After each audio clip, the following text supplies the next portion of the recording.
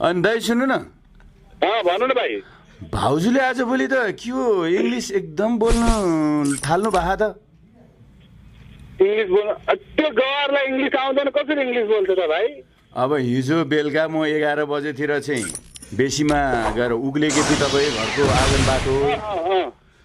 त्यहाँ आँगनमा आएको भाउजूले इङ्ग्लिस निकै बोलिरहनु भएको छ भित्र, होइन? कमन बेबी कमन भनिरहनु भएको छ कि ओ माई गड भनिरहनु भएको रहेछ। म त्यहाँ आँगनमा उभिएर सुने होइन दाइ, सुने। अनि भाउजू आज किन इङ्ग्लिस बोल्नु भएको छ, राम्रोसँग पढाए मान्छे पनि होइन, यस्तो इङ्ग्लिस पढेर गएको छ भने मैले म एकछिन टुवा परेँ, होइन के भयो यो, के हुन खोज्यो यो कलियुगमा भने के मैले सोचेँ। अनि फेरि एकछिन उभिएर बसेको त्यहाँ तल बेसीमा गएर आएँ, तपाईँ घरबाट आँगनमा आएँ। त्यसपछि एकछिन 72 सालको भूकम्प छ डाङ डाङ डाङ डाङ डाङ डाङ गर्न थाल्यो क्या।